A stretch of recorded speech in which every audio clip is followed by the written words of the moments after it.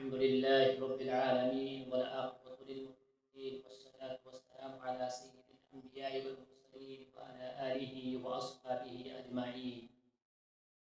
أما بعد،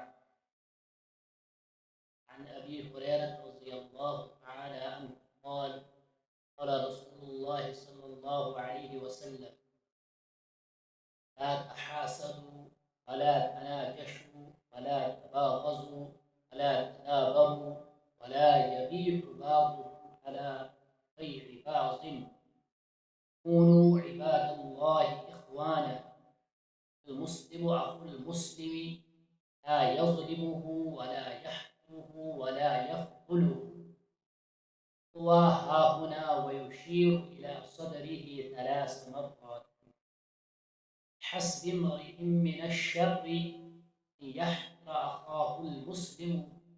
كل المسلم على المسلم حرام، دمه ماله وعرضه، كما قال عليه الصلاة والتسليم. سامعین کرام، حدیث مبارکہ مسلم شریف کی حدیث ہے. حدیث میں نبی اکرم صلی اللہ علیہ وسلم نے اصلاح معاشرہ کے تعلق سے چند باتیں عرض کی. نبی اکرم صلی اللہ علیہ وسلم نے فرمایا: لا تحاسدوا، حسد مت کرو، ایک دوسرے سے مت جلو.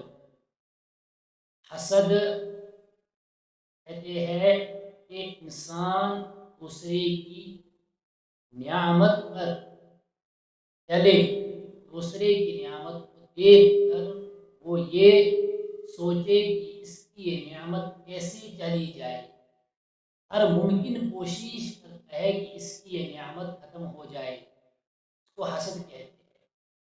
حسد مہلک بیماری ہے.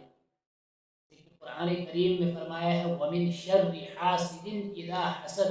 حسد کرنے والے کے شر سے پناہ مانگو. ایک دوسری حدیث میں ہے کہ حسد جو ہے وہ نیکیوں کو اس طریقے سے کھاتا ہے جیسے آگ سوکھی لکڑی کو کھا جاتی ہے. حسد کرنے کی وجہ سے انسان کی نیکیاں بالکل ختم ہو جاتی ہے. سب سے پہلی چیز نبی اکرم صلی اللہ علیہ وسلم نے فرمائی کہ آپس میں حسد مت کرو، ایک دوسرے کے نعمات پر مت جلو، ایک دوسرے کی نعمتوں پر مت جلو، بلکہ یہ دعا اللہ رب العزت سے کیا کرو کہ یا اللہ، جس طریقے سے تو نے اس کو دیا ہے مجھے بھی دے، اس کے پاس اس کی یہ نعمت برقرار رہے، اس کے ساتھ ساتھ مجھے بھی یہ نعمت دے. دوسری چیز نبی اکرم صلی اللہ علیہ وسلم فرمائی: وَلَا تَنَاجَشُوا. نجس کا مطلب ہوتا ہے کہ بازار میں جو دکاندار وغیرہ ہوتے ہیں، خرید و فروخت کرنے والے، بیچنے والے لوگ، وہ کسی تیسرے آدمی کو رکھتے ہیں.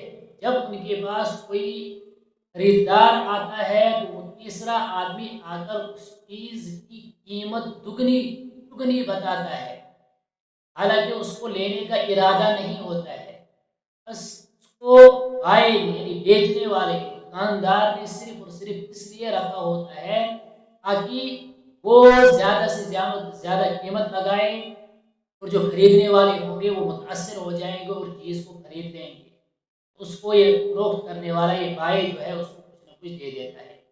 اس سے بھی نبی اکرم صلی اللہ علیہ وسلم نے ممانعت فرمائی.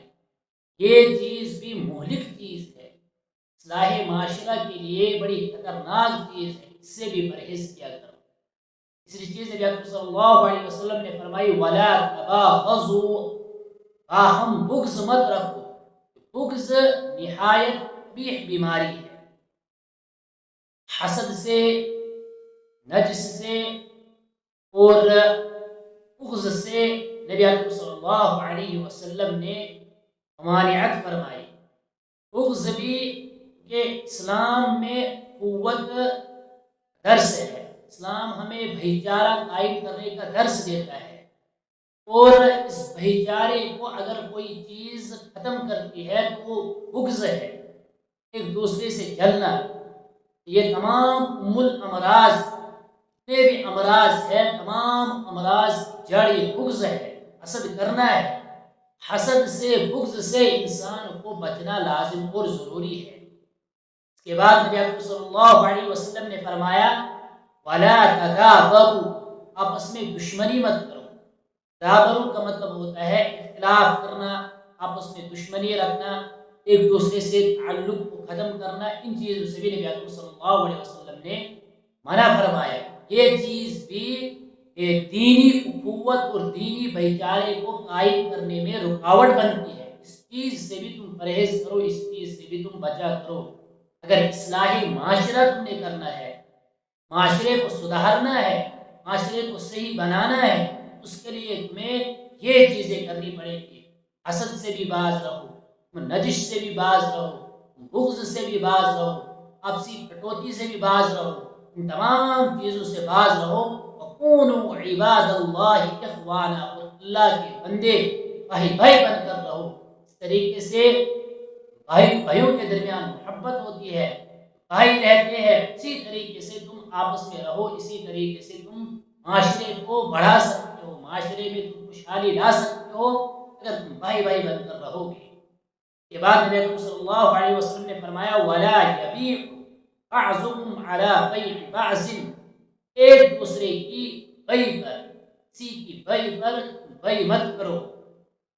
یعنی ایک آدمی اگر بیع کر رہا ہے، بیع تم ادھر سے جاؤ گے کہو گے لینے کا ارادہ نہیں ہوگا، ادھر سے جاؤ گے کوئی آدمی 10 روپے میں چیز خرید رہا تھا، آپ کو دکاندار کو کہو گے کہ میں آپ کو 12 روپے دوں گا، مجھے یہ چیز دے دو، اس کو کہتے ہیں کہ دوسرے کی بیع پر بیع مت کرو۔ یہ بھی سخت حرام ہے، منع ہے۔ اس چیز سے بھی بچنے کی نبی اکرم صلی اللہ علیہ وسلم نے تلقین کی، اس چیز سے بھی تم باز رہو، اس چیز سے بھی تم بچو۔ نبی اکرم صلی اللہ علیہ وسلم نے اس کے بعد فرمایا کہ المسلم اخو المسلم لا یظلمہ ولا یحقرہ ولا یخذلہ، مسلمان کا بھائی ہے، نہ تو وہ اس پر ظلم کرتا ہے اور نہ تو اس کو حقیر سمجھتا ہے اور نہ اس کی مدد کو چھوڑتا ہے، برابر اس کی مدد بھی کرتا رہتا ہے۔ بھائی جو ہے وہ بھائی پر، اگر بھائی بھائی آپس میں ہوں گے، ایک دوسرے پر ظلم نہیں کریں گے، ایک دوسرے کو حقیر نہیں سمجھیں گے، یہ ایسا ہے، ممتر ہے، یہ ہے، وہ ہے، حسب نسب جتلا کر میں فلاں قبیلے سے ہوں، میں فلاں خاندان سے ہوں، میں فلاں جگہ کا رہنے والا ہوں، میرے پاس یہ ہے، میرے پاس کچھ بھی نہیں ہے۔ بھائی جو ہے وہ بھائی کو یہ تانے نہیں دیتا ہے، بھائی بھائی کو حقیر نہیں سمجھتا ہے۔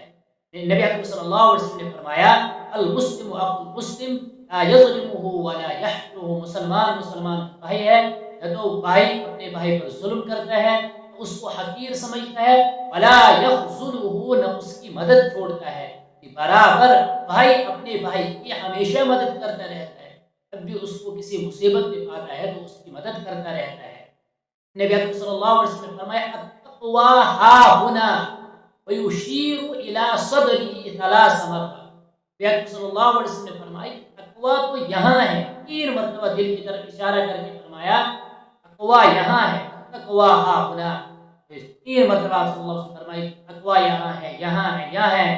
یعنی جس انسان کا دل پاک صاف ہوگا، جس انسان کا دل اچھا ہوگا، وہی انسان اس کے دل کے اثرات اس کے ظاہری اعمال پر پڑیں گے، اندر جب ٹھیک ہوگا تو باہر بھی اس کے اعمال اچھے اور بہتر ہوں گے۔ اسے دوسری حدیث میں نبی اکرم صلی اللہ علیہ وسلم نے فرمایا کہ انسان کے جسم کے اندر ایک گوشت کا لوتھڑا ہے، جب وہ سدھر جاتا ہے تو پورا جسم سدھر جاتا ہے۔ اس سے آپ صلی اللہ علیہ وسلم نے فرمایا کہ تقویٰ جو ہے وہ یہاں ہے، دل میں ہے، 3 مرتبہ اشارہ فرمایا۔ اس کے بعد نبی اکرم صلی اللہ علیہ وسلم نے فرمایا حسب امرئ من الشر، انسان کے برا ہونے کے لیے اتنا ہی کافی ہے کہ ان یحقر اخاہ المسلم، انسان اپنے مسلمان بھائی کو، اپنے ایمانی بھائی کو حقیر سمجھے، اس کو کمتر اور گھٹیا سمجھے۔ ایک مسلمان کے برا ہونے کے لیے، ایک مسلمان کے بدترین ہونے کے لیے یہی کافی ہے کہ اپنے مسلمان بھائی کو حقیر سمجھے، اپنے مسلمان بھائی کو تانا دے، اسے بغض رکھے، اس سے حسد کرے، یہی اس کے برے ہونے کی دلیل ہے، برے ہونے کے لیے کافی ہے۔ اس کے بعد نبی صلی اللہ علیہ وسلم فرمایا کل المسلم علی المسلم حرام دمہ وعرضہ ومالہ، کہ انسان جتنے بھی مسلمان ہیں ان کا آپس میں ایک دوسرے کا خون ایک دوسرے پر حرام ہے، ان کی عزت آبرو ریزی کرنا یہ بھی حرام ہے، کے مال کو ہڑپ کرنا یہ بھی حرام ہے. یہ کچھ چیزیں ہیں کہ جو نبی اکرم صلی اللہ علیہ وسلم نے اس حدیث مبارکہ میں ہمارے سامنے پیش کی. اگر ہم احادیث پر عمل کریں گے تو ہمارے معاشرے میں جو بگاڑ پیدا ہوا ہے، ہمارا معاشرہ جو بگڑ چکا ہے، وہ انہی امراض کی وجہ سے بگڑ چکا ہے. نبی اکرم صلی اللہ علیہ وسلم نے آج سے 1450 سال پہلے نبی اکرم صلی اللہ علیہ وسلم نے یہ فرمایا، ان چیزوں کو کرو، ان چیزوں سے باز رہو تو تمہارا جو معاشرہ ہے یہ بہترین بنے گا، تمہارے معاشرے میں خوشحالی آئے گی. ہمارے لیے رہبر نمونہ پیشوا اور مقتدیٰ جو ہے ہمارے حضور صلی اللہ علیہ وسلم ہے، خاتم الانبیاء ہے. کہ دیے ہوئے احکامات پر اگر ہم عمل کریں گے ہم دنیا میں بھی نجات پائیں گے اور آخرت میں بھی نجات پائیں گے. اللہ رب العزت ہمیں ان چیزوں پر عمل کرنے فرمائے، ان چیزوں سے ہماری حفاظت فرمائے. آخر دعوانا الحمدللہ رب العالمین.